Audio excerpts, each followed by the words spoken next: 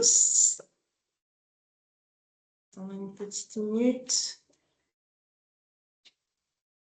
Et on va démarrer ce webinaire donc, autour du sujet donc, DSI, quelle stratégie gagnante pour les compétences IT, pour lequel on va donc avoir les retours et les témoignages donc, de 3 invités que je laisserai se présenter juste après. Alors, quelques mots peut-être avant de démarrer, quelques informations pratiques. Donc, vous avez donc vos micros, vos caméras sont coupées.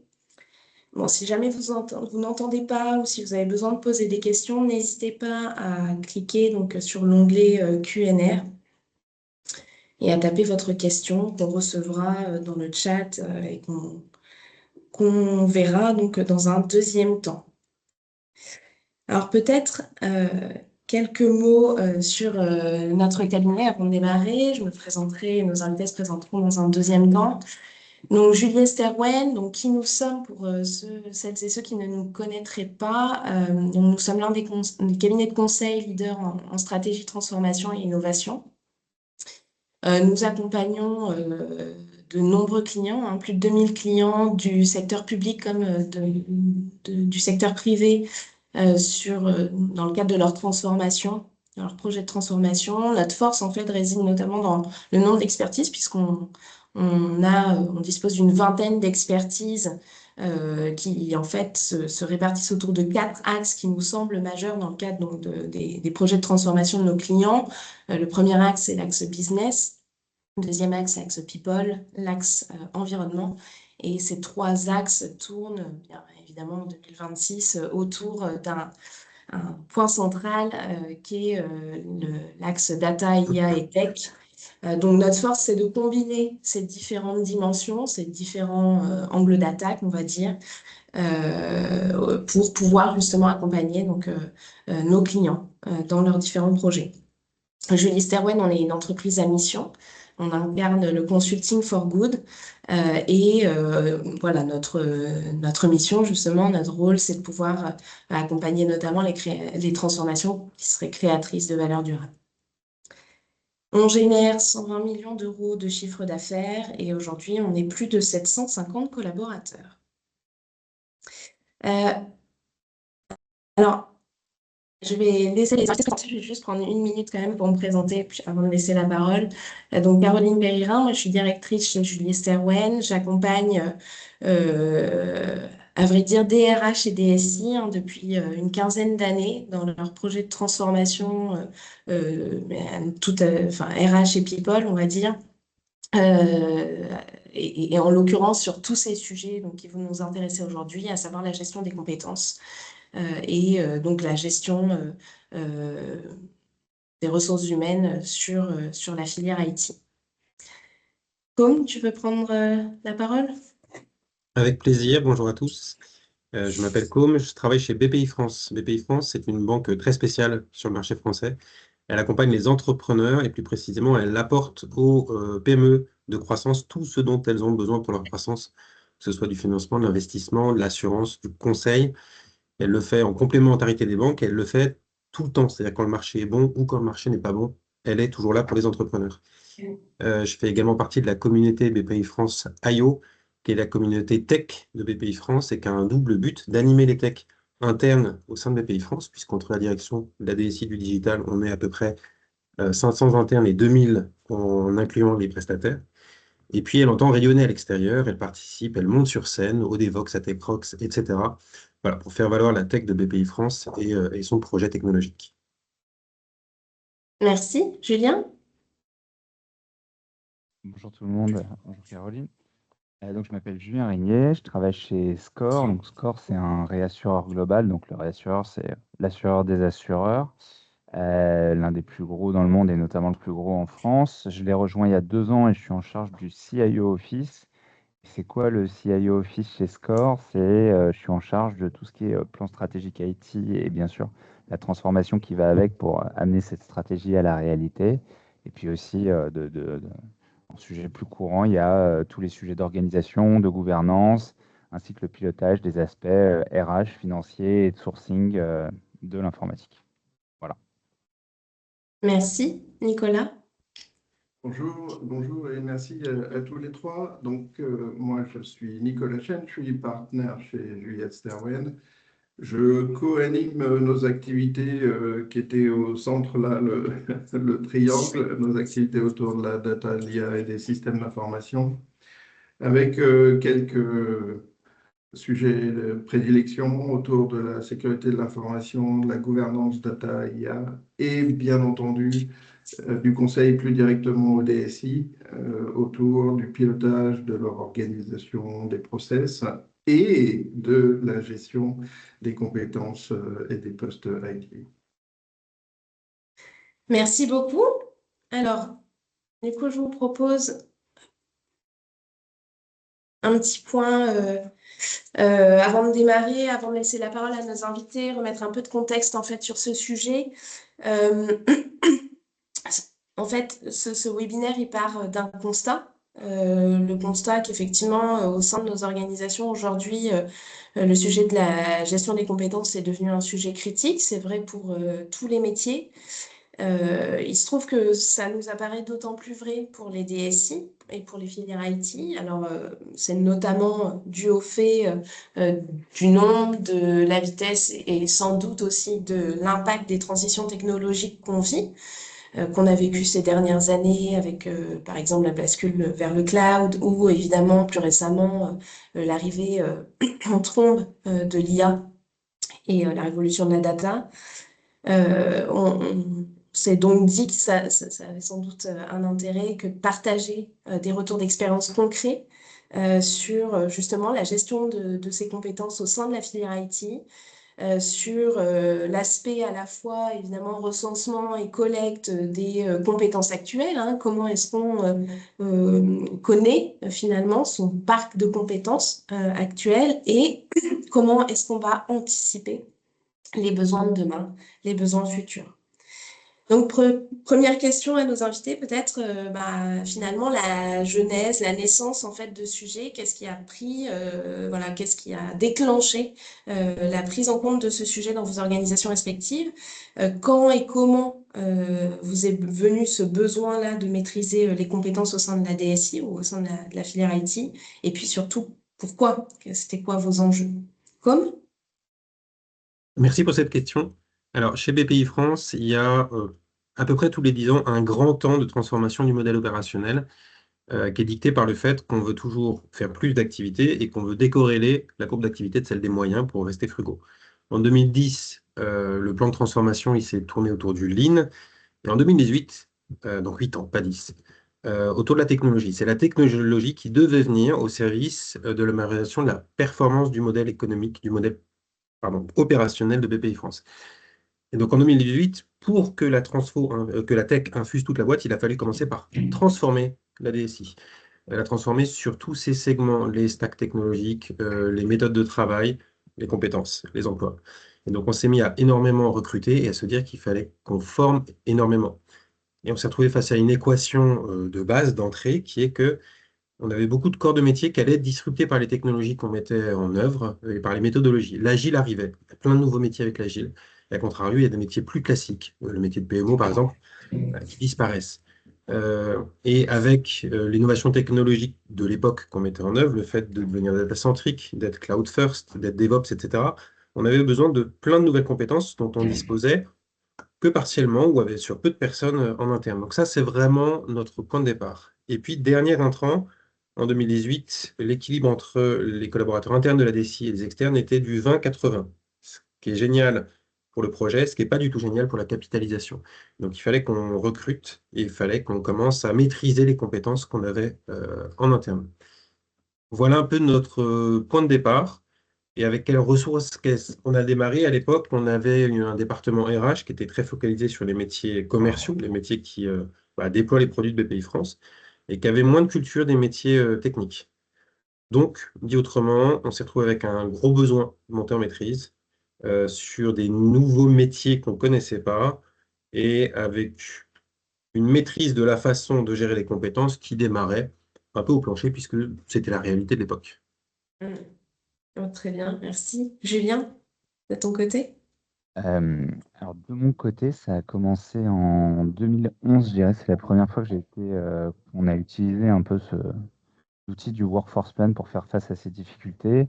En 2011, qu'est-ce qui se passe? Je rejoins AXA, ou plutôt la partie direction informatique d'AXA, qui lance son plan stratégique. Et dans le cadre de cette transformation, bien évidemment, il y a beaucoup d'impacts à différents niveaux sur les métiers. J'ai trouvé ça assez intéressant de voir que vraiment l'élément déclencheur qui a créé ce besoin, qui a fait qu'on a lancé un vrai Workforce Plan où on s'est intéressé et on a planifié dans la durée la montée en compétences des collaborateurs, c'était le fait, notamment une équipe qui n'était pas du tout la plus grosse équipe, qui était l'équipe d'Editic, donc qui s'occupe de faire les impressions en masse pour AXA, qui était en train de disparaître, puisqu'on est bien évidemment à une époque de forte digitalisation pour les assurances, qui étaient les gros consommateurs de papier à ce moment-là. Et donc cette équipe va disparaître, et donc ça c'était à peu près une certitude.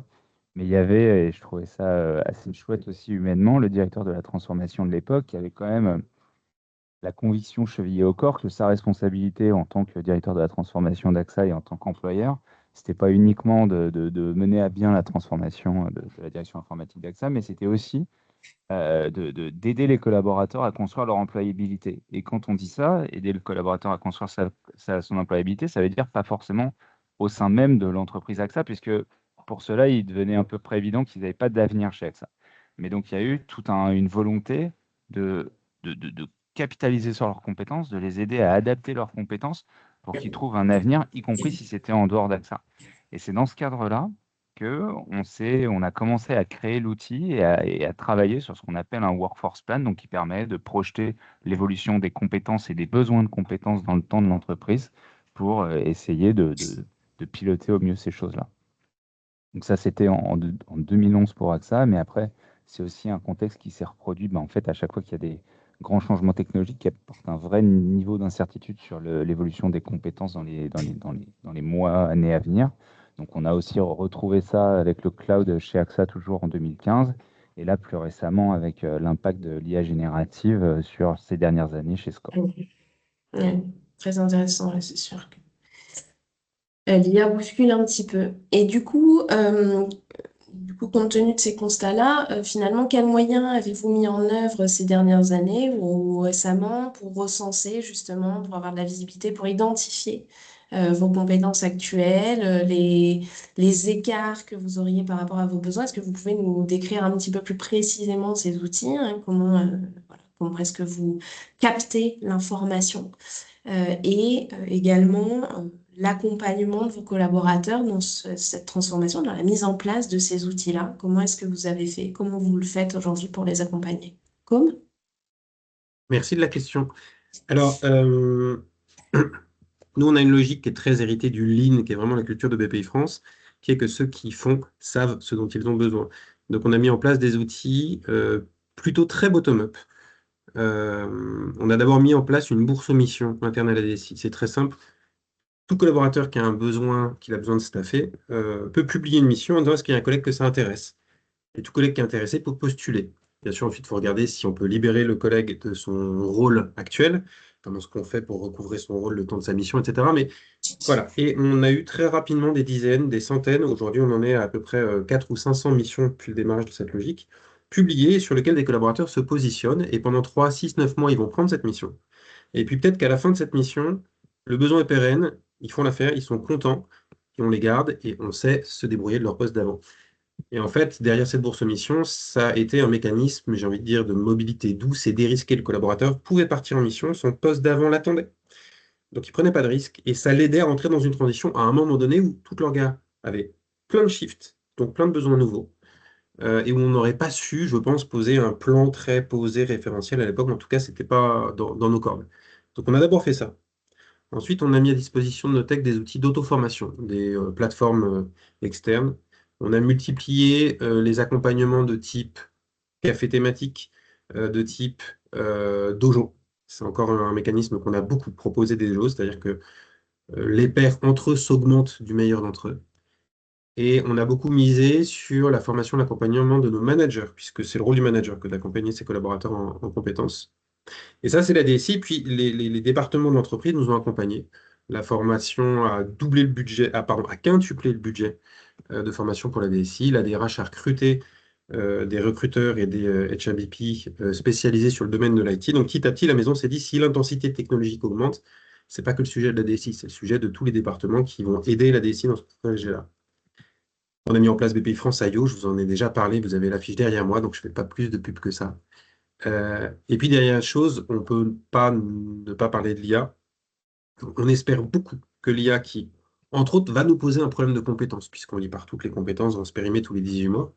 On pense qu'elle va nous apporter la solution aussi. C'est-à-dire, est-ce qu'avec l'IA, je peux hyper individualiser l'accompagnement de mes collaborateurs dans leurs besoins, les modules, le suivi, etc. Et le but, c'est pas d'abandonner à l'IA l'enjeu puissamment humain et managérial de la formation, mais c'est de le faciliter. Et je finirai avec un petit point, alors ultra paradoxal, parce que tout s'accélère partout. Moi, j'aimerais bien faire un éloge du temps lent, c'est-à-dire que, en fait, l'IA va faire avancer plein de choses plus vite, et dans le meilleur des cas, dans un monde un peu sain, l'enjeu de l'employeur, c'est d'offrir du temps long à ses collaborateurs parce qu'ils vont devoir basculer en apprentissage continu et qu'exercer son sens critique et éthique, ce qui va devenir la noblesse de nos rôles quand l'IA ira très vite sous nos pieds, en fait, ça nécessite du temps. Très clair. Merci beaucoup pour cette réponse et ça me fait penser à l'échange de préparation. Effectivement, Julien rebondissait là-dessus et sur la nécessité d'avoir quand même ce temps pour monter en compétences, pour voilà, développer son expertise. Ça se fait malheureusement moins vite que la rapidité avec laquelle les transitions technologiques nous arrivent et se mettent en place. Merci pour ça. Julien, tu veux peut-être compléter et nous donner le point de vue côté score? Oui, alors nous, ce qu'on a fait, comme on a abordé l'exercice, c'est que donc généralement, quand on travaille sur un workforce plan, il y a 3 leviers classiques pour gérer les compétences. Il y a tout ce qui est la montée en compétences, tout ce qui est la respécialisation, le reskilling, le changement de métier. Et puis, il y a bien évidemment le recrutement pour combler les manques qui pourraient rester après ces 2 premiers leviers. Pour les 2 premiers leviers, nous, on a souhaité construire un outil pour le collaborateur pour l'aider à construire son carrière path. Parce qu'on pense que même si c'est la responsabilité de l'employeur, comme je disais, de travailler à l'employabilité des collaborateurs, et c'est quand même une responsabilité avant tout individuelle parce que c'est chacun qui sait éventuellement vers quoi il a envie d'évoluer. Donc, on construit cet outil. Et pour construire cet outil, ça commence par le self-assessment, c'est-à-dire c'est les collaborateurs qui s'auto-évaluent sur les compétences principales de leur métier. Généralement, on commence par une dizaine, qui leur permettent déjà de se projeter, de se positionner à la fois par rapport aux besoins actuels du métier qu'ils occupent, mais aussi par rapport aux besoins en termes de compétences du métier qu'ils auront, mais ce métier-là, nous, on a projeté des évolutions qui se disent que, par exemple, il y a des nouvelles compétences qui vont devenir nécessaires, donc ça les permet de se projeter par rapport à ça. Et ce qui est intéressant dans cet outil, c'est qu'à partir du moment où on a un peu fait ce mapping des compétences nécessaires par métier aujourd'hui et demain, comme on les envisage, comme on les estime, ça permet aussi aux collaborateurs de voir l'écart qu'il peut avoir avec pas seulement son métier, mais aussi les métiers qui sont pas trop éloignés de lui en termes de compétences. Ce qui peut lui permettre, par exemple, de prévoir sur un temps de 6-18 mois, de travailler soit via de formation, soit d'autres modes projet à l'acquisition de compétences qui peuvent lui permettre de construire, par exemple, le next step de son carrière path. Et ça, on trouve ça assez intéressant. Euh, ce qu'il faut voir, c'est qu'il y a aussi comment dire, une tendance de fond. Euh, pardon, je cherche mes mots. Euh, c'est que là, ça, c'est la partie vraiment bottom-up, c'est-à-dire l'employé qui construit son carrière path. Mais en plus de ça, au niveau de la direction, il y a aussi des formations qu'on pousse en top-down parce qu'on a parfois la conviction que certaines compétences, en fait, deviennent tellement omniprésentes un peu partout dans tous les jobs que c'est un bénéfice pour tous les collaborateurs de la carrière. Par exemple, l'une des dernières en date sur lesquelles on a commencé l'année dernière, c'est tout ce qui est data visualization, qui était un outil, un savoir-faire qui était de plus en plus demandé dans les métiers. En tout cas, n'importe où, les gens savaient en tirer de la valeur. Et on a eu une très très bonne adoption de cette formation et ça marchait assez bien. Ensuite, l'un des enjeux clés pour réussir cet exercice et qui est l'un des challenges qu'on rencontre, c'est qu'en général, quand on le lance, ça marche assez bien. Les gens font l'exercice. Mais cet exercice en one-shot, il a vraiment une valeur assez limitée. Donc, l'une des difficultés de cet exercice, c'est de réussir à le refaire régulièrement parce que tout simplement, les projections d'évolution de compétences changent, mais aussi les collaborateurs acquièrent de nouvelles compétences. Et ça permet de voir comment l'ensemble de notre force de travail évolue dans le temps. C'est l'une des difficultés qu'on rencontre, mais on est convaincu que c'est à travers ça aussi que ça marche. Et ensuite, pour rebondir sur une chose que disait Com que j'ai trouvé vraiment intéressante, c'est que nous, au niveau de la direction, on est convaincu que ce genre d'outils qui aide à construire le carrière pass des collaborateurs, il faut qu'on l'encourage. Et donc, ça veut dire quoi? Ça veut dire que si, par exemple, il y a une opportunité qui se présente pour un collaborateur qui va dans la direction de l'évolution qu'il souhaite, bah, on prend un peu l'engagement vis-à-vis des collaborateurs de rendre ça possible. C'est-à-dire qu'on ne bloque pas de mobilité parce que la personne est sur un rôle critique dont on a besoin. Dans ce cas-là, on va plutôt chercher des solutions de backfill, quitte à avoir recours à des ressources externes ou idéalement à d'autres mobilités internes pour faciliter tout ça et créer le mouvement. Et c'est à travers ce mouvement-là, finalement, le fait que les collaborateurs restent dynamiques en termes de compétences, de postes et de rôles, qu'on pense finalement maximiser la valeur pour Score et aussi l'employabilité. Voilà. C'est un peu comme ça qu'on aborde ce sujet-là chez Score. Très bien, merci. Donc, ouais, beaucoup de fluidité, gros appui sur la mobilité et en tout cas différents leviers et on va dire, différentes modalités de mobilité. On y reviendra peut-être en conclusion. Nicolas, de ton côté, enfin, là, on a beaucoup parlé du coup, effectivement, de capter à nouveau ces compétences actuelles et les besoins aussi en compétences actuelles. C'est quelque chose que tu constates, c'est une tendance au sein des DSI de réussir à maîtriser ses compétences actuelles. Alors, quand j'écoute nos invités, que ça a été en préparation ou aujourd'hui, presque je rêve, parce qu'en fait, énormément de nos clients n'ont pas tout à fait le même niveau de maturité. En revanche, ce qui est sûr pour répondre à ta question, Caroline, c'est que les préoccupations sont là. Et comme ça a été très bien rappelé par Julien et Com, c'est une sorte de répétition de l'histoire à laquelle on assiste, puisqu'il y a eu le passage à la mobilité, la digitalisation des processus, l'arrivée du cloud et l'évolution des métiers autour du cloud. Il y a eu l'agilité avec toutes ses conséquences, comme on parle de Lean, mais Lean, agile, on est dans ces cultures-là. Et le constat, bien souvent, chez nos clients, c'est que les pratiques RH dans les DSI ont du mal à suivre. Elles ont du mal à suivre pour des tas de raisons qui s'expliquent d'ailleurs assez bien souvent. C'est pas la culture nécessairement des DSI de travailler sur leurs compétences. C'est pas nécessairement la culture des équipes RH de bien comprendre la complexité des métiers dans une DSI. Et globalement, on arrive souvent à des situations où on essaye de patcher des pratiques RH avec des fiches de poste, avec des référentiels de compétences qui font 400 lignes et des pratiques de mobilité interne plus ou moins rigides à des populations qui, elles, ont des contraintes opérationnelles et des nécessités d'évolution en compétences qui sont très différentes du reste de l'entreprise. Donc, on arrive bien souvent, on court après la définition des fiches de poste, le référentiel des compétences IT est jamais à jour. Et donc, on est dans une espèce de roue de hamster, vous voyez, dans la cage.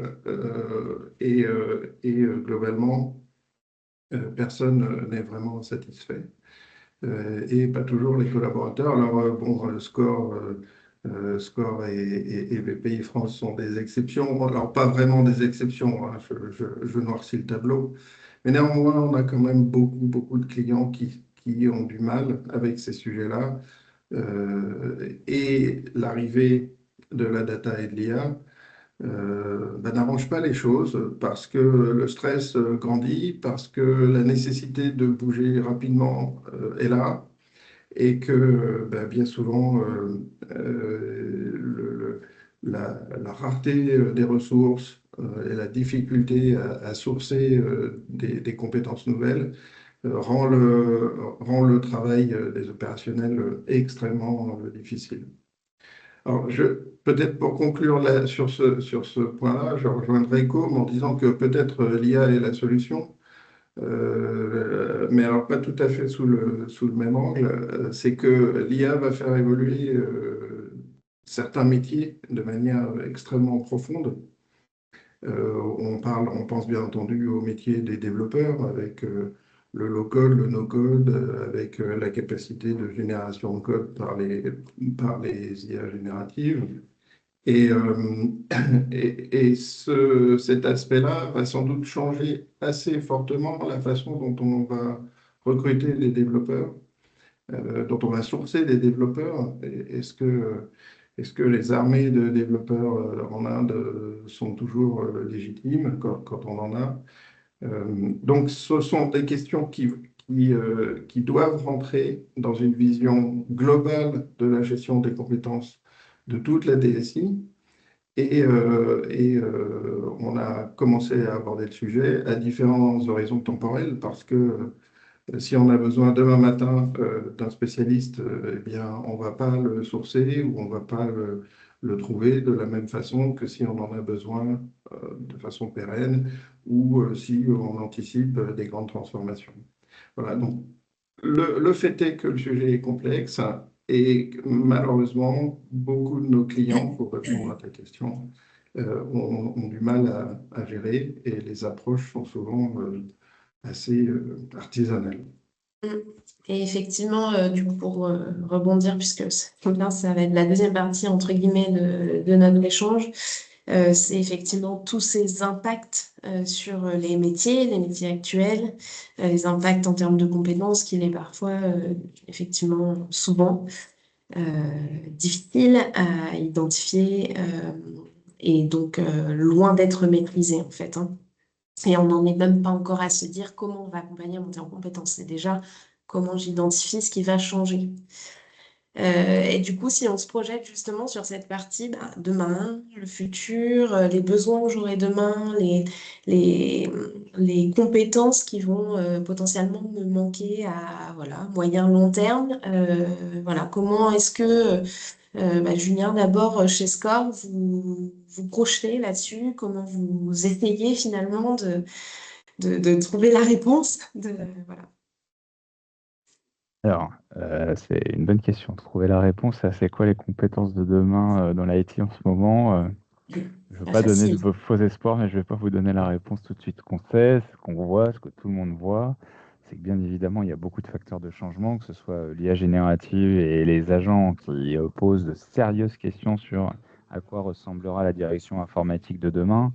Tous les outils de commoditisation de l'IT qui font que maintenant, tout un chacun quasiment pourrait prétendre à développer ses propres applications, les plateformes de low-code, no-code, et j'en passe. Et on a un mot pour ça dans la réassurance et dans l'assurance, c'est l'incertitude. Je fais une toute petite digression, mais l'incertitude, c'est pas un risque, hein. Le risque dans l'assurance, ça on aime bien, c'est quelque chose qu'on sait quantifier, qu'on sait probabiliser, et du coup qu'on sait couvrir. L'incertitude, c'est justement le terme qu'on emploie quand c'est quelque chose qu'on ne peut pas couvrir parce que les probabilités sont pas, on ne sait pas les poser, quoi. Et là, je pense qu'on est dans un cas d'incertitude. On sait pas ce que ça va être. On essaye de se préparer, effectivement, comme on mentionnait, comme aussi l'a mentionné sur la place de la GenAI qui va venir nous impacter. Donc, les compétences autour de la GenAI qu'on pense à coup sûr qui vont nous être utiles, mais dans quelle proportion et dans quelle mesure ça va nous impacter l'organisation de l'IT, ça, on ne sait pas le dire. Du coup, quelque part, ça fait un peu place à une conviction, c'est que au-delà de tous les plans de formation dont je vous parlais qu'on cherche à mettre en place, qui sont assez tactiques, la tendance de fond, finalement, c'est que la compétence maître, c'est l'adaptabilité. C'est-à-dire que peut-être que demain, ce sera la GenAI, les agents ou autres, mais on voit quand même, et ça, c'est une tendance assez forte à l'IT depuis très longtemps, hein, depuis des décennies, c'est juste que ça s'accélère de plus en plus, c'est que le changement, c'est la seule chose qui ne change pas. On a toujours besoin de changement, ça n'arrête pas d'évoluer. Et du coup, l'adaptabilité, c'est la compétence qu'on cherche à développer chez nos collaborateurs. Pour faire ça, et c'est un des challenges, j'y reviendrai peut-être un peu plus tard, il faut qu'on réussisse à faire plus de place autant qu'on consacre à la formation, sachant que la formation peut prendre plein d'aspects différents, hein, mais il faut qu'on réussisse à faire plus de place à la formation dans le quotidien des collaborateurs. Parce que bien souvent, et c'est un challenge que personnellement je rencontre aussi, bien souvent, la formation, c'est la chose qu'on arbitre quand on doit jongler entre trois sujets prioritaires, etc. Et comme tu l'as dit un peu plus tôt, donner du temps à la formation, c'est deux choses. C'est d'une part, la formation, c'est pas quelque chose qui se finit, c'est quelque chose de continu dont on a besoin tout le temps. Et ensuite, pour faire, même quand on a un objectif très clair et défini face à nous, la durée d'acquisition, c'est quelque chose qu'il ne faut pas négliger. Si c'est pas parce qu'on fait une formation d'une journée sur le prompting que tout de coup on devient un expert. Il faut aussi mettre en place la pratique, faire des formations dans la durée, ce genre de choses. Et d'ailleurs, on l'observe à la fois en interne, quand on veut faire monter les compétences de nos équipes, mais aussi en externe sur le marché. On voit bien que sur les compétences émergentes, quand on cherche un consultant dans un domaine qui est très tendance, c'est très très difficile à trouver aussi parce que le marché extérieur prend du temps à se former. En interne, donc on a bien sûr les parcours de formation. Nous, ce qu'on a mis en place, ce qu'on est en train de mettre en place exactement, donc je ne peux pas vous donner un retour d'expérience, mais c'est une idée qu'on trouve assez chouette. C'est notamment autour des métiers de la data sur lesquels on a un problème vraiment de carence de ressources. On va mettre en place un peu une académie où on prendra des jeunes diplômés et on va les former nous-mêmes. Et puis, on espère quand même qu'on va réussir à en retenir certains après la formation. Mais on se dit qu'on peut avoir un aspect intéressant parce qu'on n'est pas juste une boîte de formation. Enfin, on ne cherche pas à concurrencer les écoles, pas du tout. Mais nous, quand on dit qu'on va les former, c'est on va les former en les mettant en contact de projets concrets et en les amenant en appui d'équipes data. Et ça, on pense que ça peut pas mal marcher. On est en train de monter un partenariat avec une université pour ça. Et l'autre dispositif qu'on a, qui est un peu plus classique, que j'ai déjà vu dans d'autres entreprises également, c'est quand il y a des sujets qui émergent, comme par exemple la GenAI en ce moment, c'est d'un point de vue organisationnel, on peut aussi créer des petites équipes, un peu en mode start-up, qui ont un peu la liberté d'expérimentation que n'ont pas forcément les équipes projets qui sont très drivées par les budgets et les deadlines. Et cette équipe, on constate quand même qu'il y a une vraie montée en compétences assez accélérée sur ce domaine-là. Et ce qui est intéressant en mode startup, c'est que bon, alors ça demande un peu de conviction au début parce que ça délivre pas tout de suite, mais généralement à moyen terme et court terme, j'avais déjà vu aussi chez Generali cette expérimentation. Et ben, la startup revient vers l'entreprise un peu plus corporate traditionnelle avec des projets qui sont viables, basculables dans le monde corporate de l'entreprise. Et là, si on est prêt à miser un peu sur le moyen et long terme, on voit les bénéfices revenir sur ce type d'acquisition de compétences sur lesquelles on a misé au début. C'est un peu à ça que je pense sur l'avenir, sur ce qui nous arrive quoi, en ce moment. Très clair, très intéressant. Com, tu veux compléter? Alors oui, la question est géniale, j'ai des milliards de trucs à dire, donc va falloir que je trie. La première chose, c'est qu'on vit un moment de philosophie dans un dragster. Ça va à toute vitesse et pour autant, c'est le moment de réfléchir. Donc c'est fabuleux et c'est compliqué. La deuxième chose, et j'aime beaucoup ce que tu as dit, Julien, en fait, nos deux métiers, on n'a pas fait exprès, je pense. Ils ont deux mots-clés qui se conjuguent vraiment en ce moment. Il y a l'incertitude, il y a le crédit. Le métier de la banque, c'est de faire crédit. Et accorder du crédit, c'est quoi? C'est faire confiance à l'autre. C'est pour ça qu'on lui prête de l'argent. C'est une question de confiance. Dans l'incertitude, moi, ce que je mettrais, c'est il y a une importance vitale à recruter des gens qui vont savoir apprendre tout au long de leur vie pro. Et donc, on va peut-être pas recruter les mêmes profils. On va moins recruter des gens qui savent déjà faire que des gens qui vont savoir faire parce qu'ils vont savoir apprendre. Et derrière le crédit, pour moi, il y a la responsabilité de l'employeur de faire confiance à la valeur de ses employés et puis de les accompagner. Or, la tech et les besoins de la tech avancent beaucoup plus vite que la capacité traditionnelle de l'organisation à les accompagner. Donc, il faut qu'on arrive à resynchroniser les deux. Ça, c'était ma partie philosophique. Ensuite, si je l'applique à la matière de la DSI de BPI France, on a, je pense, comme dans pas mal d'organisations, les anxieux, les curieux, les furieux. On a ces trois profils-là face à l'IA, qui est désarçonnante. Et ça doit amener à d'autres mots-clés, et c'est vraiment de l'accompagnement. C'est-à-dire que les gens, les furieux qui sont au point C, il faut sans doute les ramener au point B en disant, si tu vas trop vite, trop loin, tu perds tout le monde. Et les anxieux qui sont au point A, il faut aller les chercher au point A, ça sert à rien de les appeler depuis le point B en disant, viens, c'est génial. Non, il faut être avec eux et les accompagner. Or, en fait, paradoxalement, on va être dans un moment où ce qui va être important, c'est la capacité de raisonnement. L'IA, ça ne marche pas sans la couche de raisonnement. Donc, ça ne marche pas si nos collaborateurs ne savent pas élaborer du raisonnement, formaliser du raisonnement. Deuxième compétence un peu étonnante pour l'informatique, il faut que les gens sachent écrire. Si je décris pas les cadres, je sais pas faire marcher l'IA. Donc, il faut que je sache écrire. En fait, il faut que je sache élaborer du raisonnement logiciel. On revient un peu à la racine du métier d'ingénieur. Je pose une ingénierie et ensuite je vais avoir un doueur, un exécutant qui s'appelle l'IA. Je trouve que ça remet pas mal de lettres de noblesse à ce que peut nous apporter l'IA. Et puis après, il y a toutes les compétences, les soft skills que l'IA, alors, je vais dire, ne peut pas remplacer. Est-ce que c'est une façon de me protéger ou est-ce que c'est vrai? L'intuition, la lenteur réfléchie, le fait d'avoir des profils relationnels et intuitifs, parce que sinon, pardon, ce sera une organisation glaciale. Or, d'abord, l'entreprise, c'est une organisation humaine. Et donc, l'IA va être formidable si je sais mettre des soft skills qui font que l'organisation, elle est humaine, elle est appétissante, que les gens y viennent avec plaisir et donc qu'ils collaborent bien. Donc, tout ça, je n'ai pas été sur les hard skills. Mais les soft skills vont être vachement importants. Euh, Et puis là, je vous ai parlé de la DSI, et chez BP France, on a la conviction que l'IA fait déborder la tech des départements technologiques. Et donc, où dans le reste de l'organisation faut-il avoir des compétences ou des appétences plus ou moins tech? Si on est à la direction finance et qu'il n'y a pas de data scientist, on a un problème. Mais si je suis chargé d'affaires commerciales dans le réseau pour distribuer du crédit et, et que j'aborde pas la data dans sa bonne dimension, ben en fait, demain, j'ai un problème. Et donc, il y a un énorme enjeu d'avoir de la compétence data et de la compétence IA et tech dans toute l'entreprise, à un certain nombre de niveaux. Et donc, on a un peu la même idée que toi, Julien, c'est quelle est ou quelles sont les académies qui, un peu par niveau d'expertise ou de généraliste, permettraient d'accompagner toutes les populations de la maison là-dedans. Oh, super, très intéressant.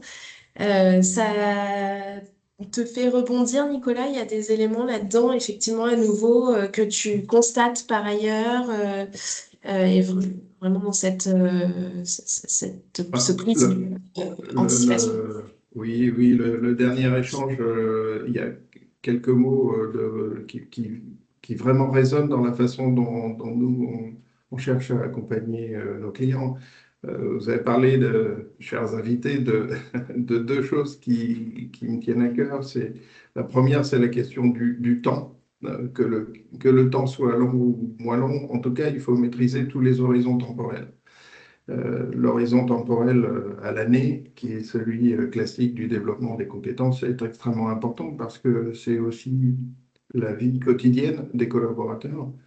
L'horizon à plusieurs années, 2, 3, 5, ça c'est la gestion de carrière et c'est important évidemment pour les collaborateurs, mais c'est au manager de l'animer avec l'aide évidemment des équipes RH. Et puis la vision plus long terme dont parlait Com et sur laquelle s'appuie Julien aussi, ce qu'on peut appeler le strategic workforce, enfin bref, les mots existent en tout cas.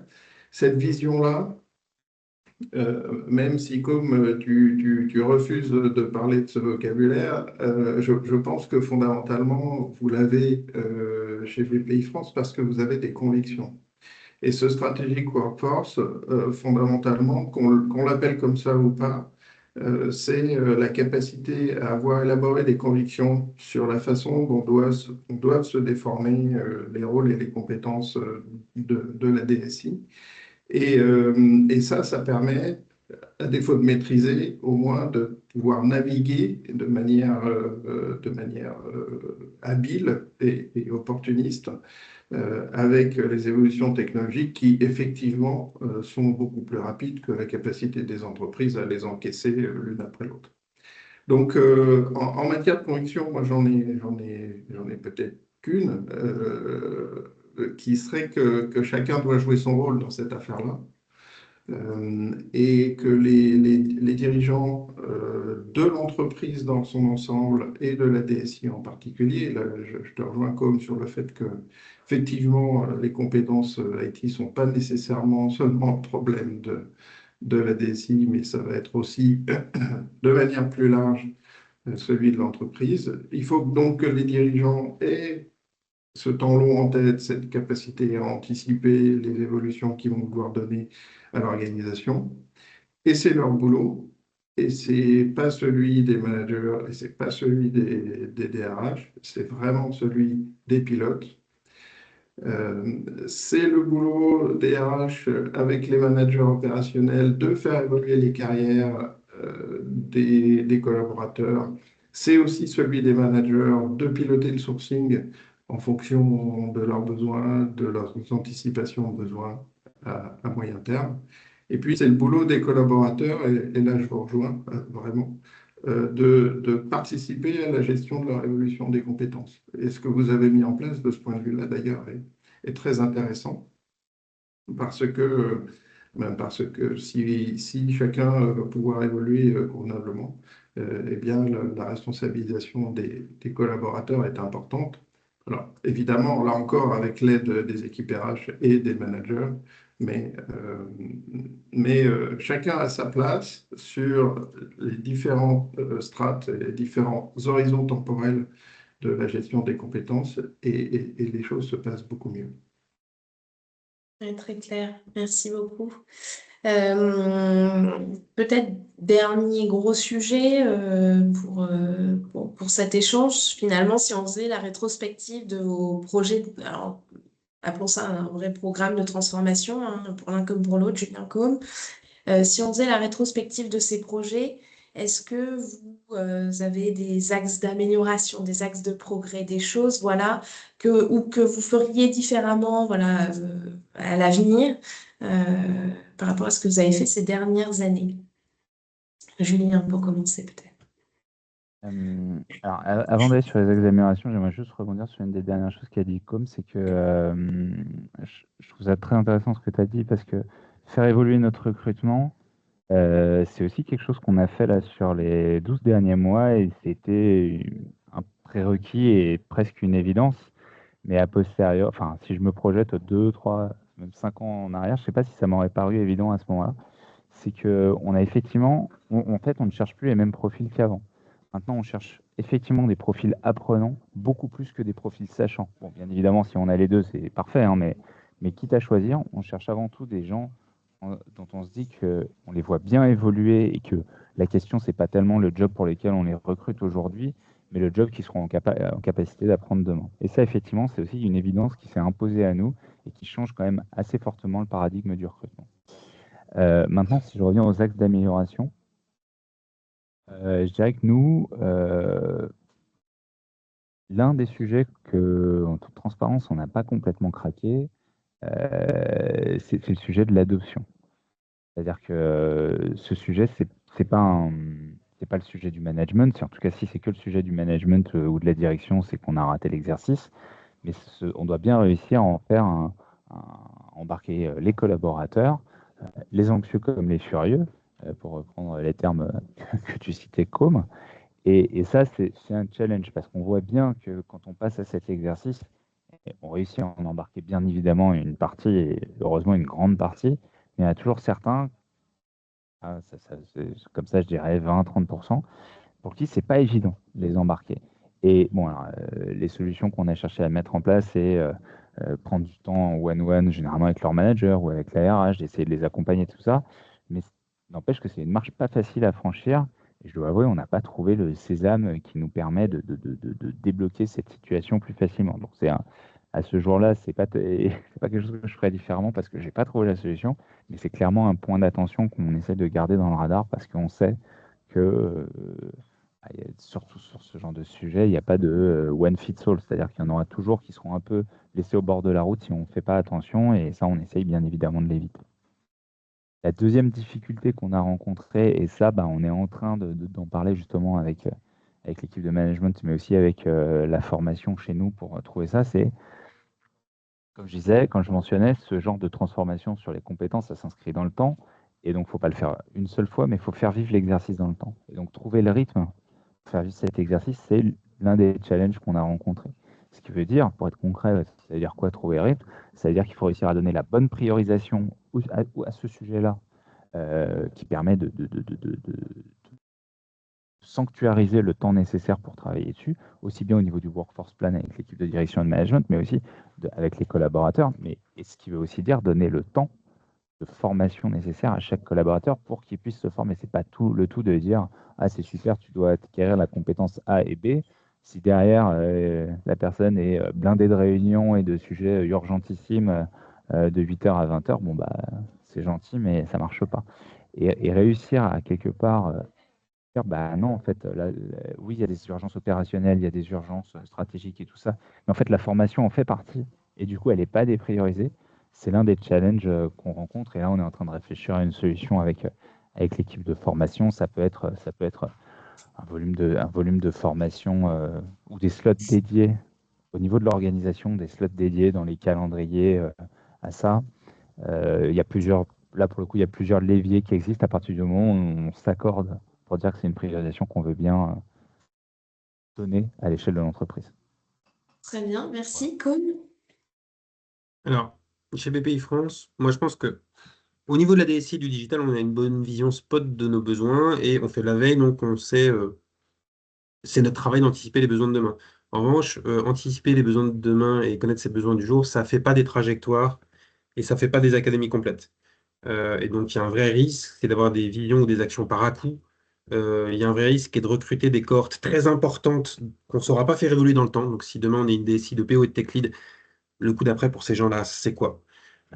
Et donc, dit autrement, la DSI, c'est pas la DRH. On a besoin de travailler conjointement avec le département RH. Et du coup, moi, je vois deux tensions positives pour le futur. C'est une façon polie hein, de dire la rétrospective de nos problèmes. Le premier, c'est exactement le même que celui de Julien, c'est le temps. Euh, le temps et l'importance. Il faut que les collaborateurs soient pétris de l'importance d'apprendre. Alors, le fait que l'IA soit un peu anxiogène peut aider à les amener sur ce terrain-là.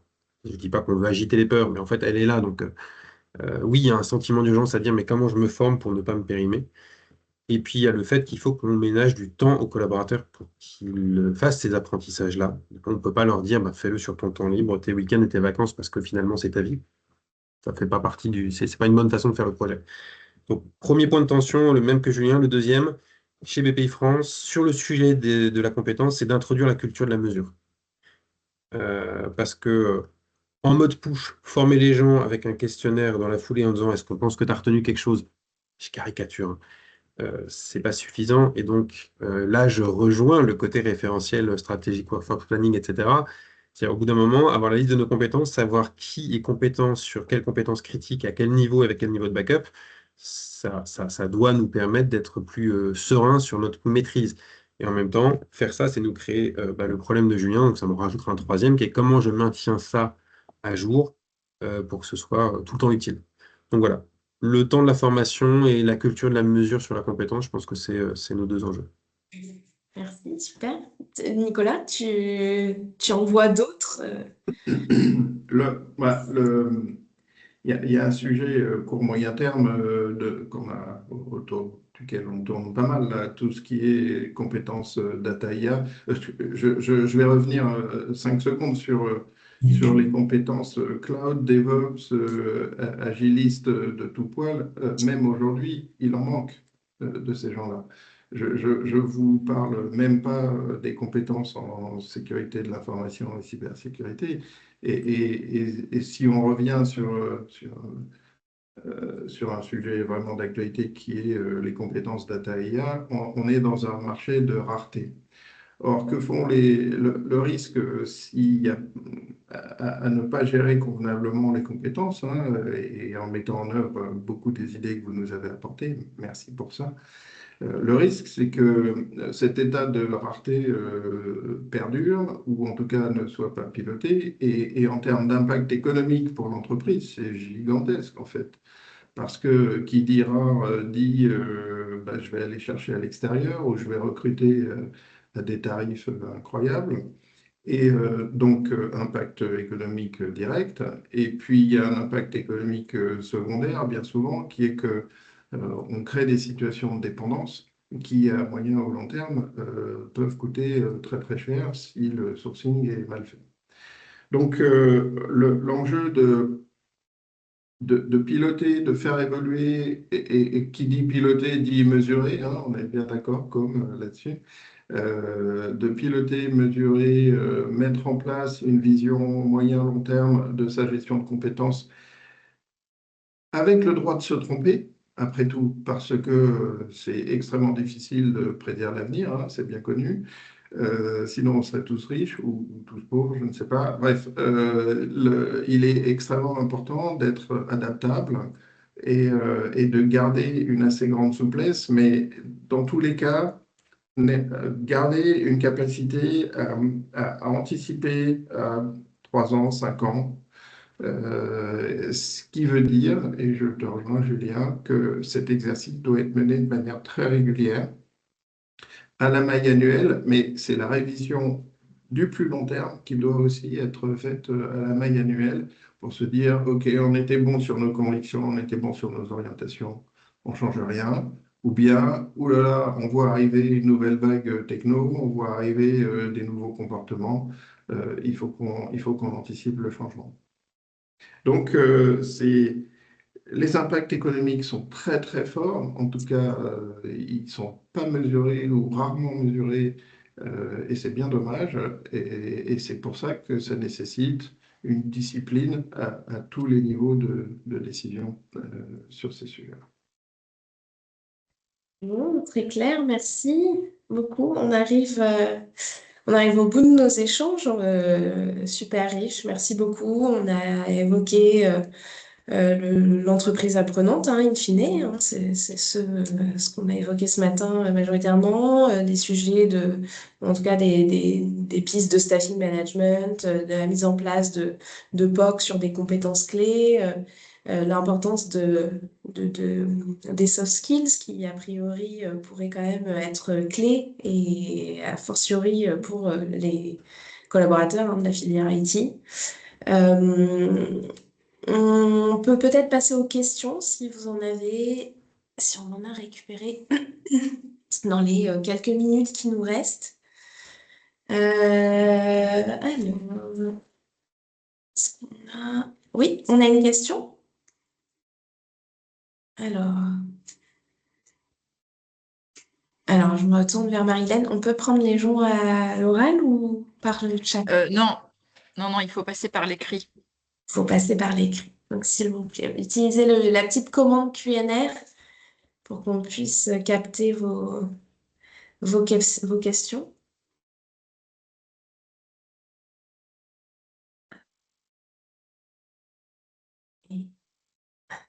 Le suspense est insoutenable. Ah, Synapse, tout à fait.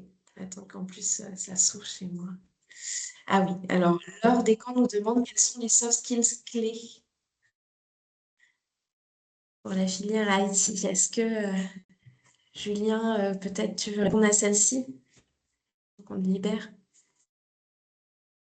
Les soft skills clés. Alors, nous le premier check sur les soft skills, c'est c'est les valeurs de l'entreprise. Alors, chaque entreprise a les siennes, mais pour le coup, je sais pas comment dire.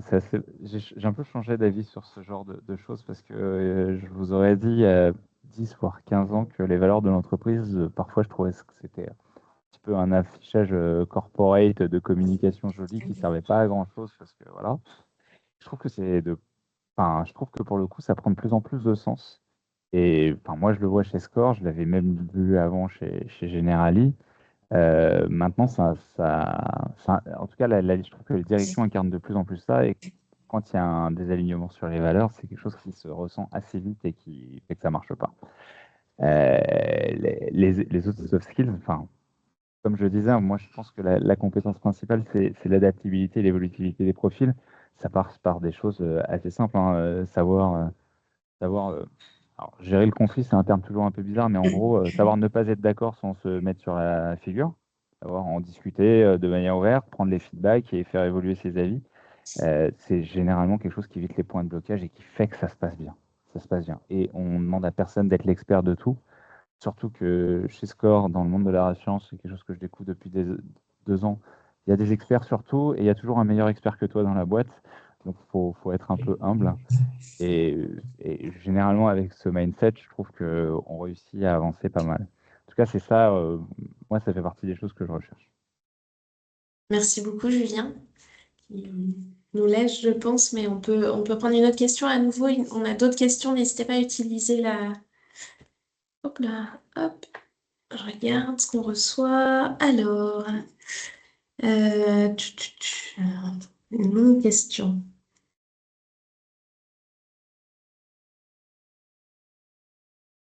Ah oui. Alors, on a une question donc, de Mounir Benima qui nous demande alors deux choses. Aujourd'hui, il doit y avoir un équilibre entre la digital workforce et la human workforce. Bon, ça, jusque-là, on est OK. D'après vous, c'est quoi le mindset actuel autour de cet équilibre? Est-ce que on a un rapport de force? Si oui, lequel?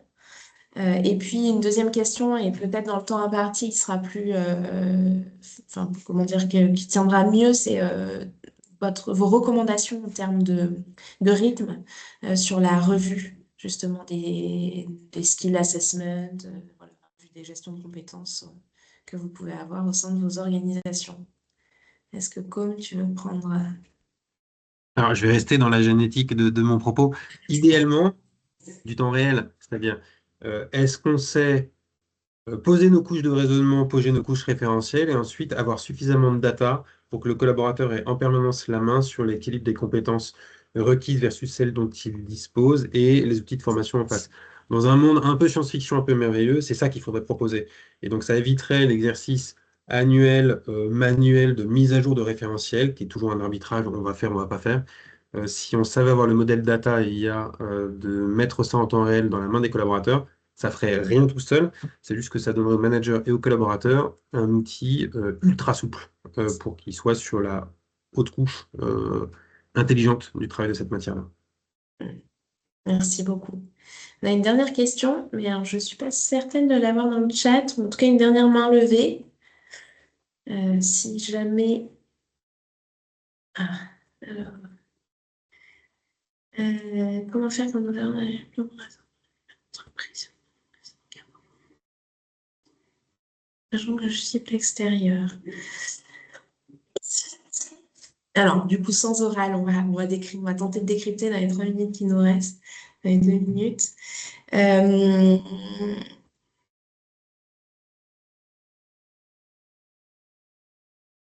je comprends, donc, entre guillemets, qu'on a des diplômes ou des compétences auxquelles on ne fait pas appel, en fait, sur notre poste, si je décrypte bien.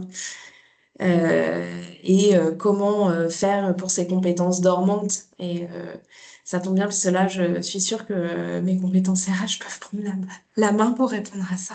Parce que c'est surtout un sujet RH pour le coup. Mais je pense quand même que ça reboucle par rapport à tout ce qu'on s'est dit sur la capacité à faire valoir et à montrer et à partager, non pas nos compétences actuelles uniquement, mais aussi justement toutes les compétences satellitaires, tout ce qu'on n'a pas besoin aujourd'hui, les compétences diagonales, hein, celles qui sont à côté, voire qui sont de l'ordre entre guillemets de la vie perso, parce que on a développé de par nos hobbies, de par nos passions, de par notre vie passée, un certain nombre de compétences, être en capacité de le partager à son management, à sa RH. Donc ça, évidemment, tout dépend des outils hein, qu'on met à disposition.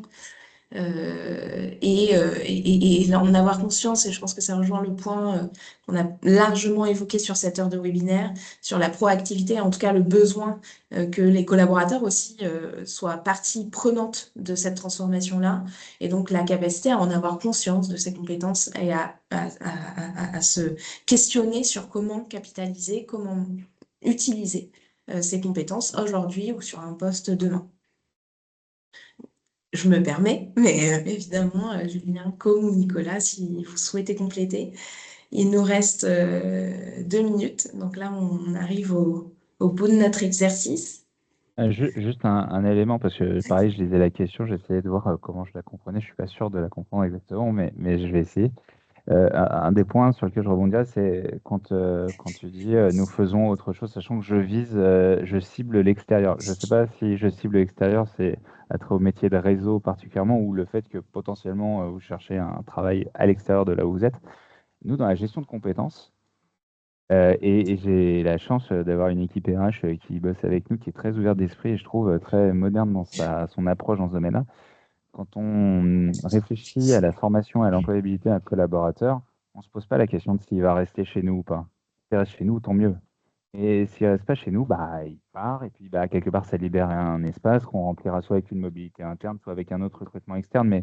Mais encore une fois, nous, l'enjeu, c'est d'avoir des employés, une équipe de collaborateurs qui est mobile et dynamique d'un point de vue de compétences et de job. Ça veut dire, dans certains cas, bien évidemment, si on augmente leur employabilité, le marché va être, ils vont être plus faciles, ça va être plus facile pour eux de trouver un job sur le marché, et tant mieux pour eux. Mais ça veut aussi dire que s'ils restent chez nous, ils auront plus de valeur. Ça, c'est un peu le pari qu'on fait, mais je pense que c'est le pari gagnant parce que la contraposée me semble risquée et vouée à l'échec.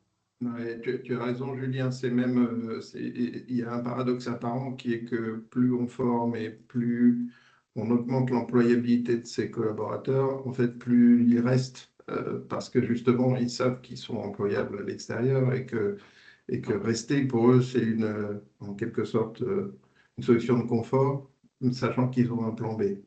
On constate bien souvent que ceux qui sont les plus enclins à partir rapidement, c'est quand ils se rendent compte que leur employabilité externe diminue et donc ils, ils- ils peuvent paniquer, on va dire, et avoir tendance à partir. Donc, si vous voulez conserver vos collaborateurs, formez-les. Merci beaucoup pour le mot de la fin. Merci à tous, merci à nos invités et à ces échanges de grande qualité. Vraiment, merci beaucoup pour vos retours, vos témoignages. Le replay sera disponible demain et on vous le mettra à disposition, bien entendu. Merci à tous et très bonne journée. Merci, au revoir. Merci. Bonne journée. Au revoir.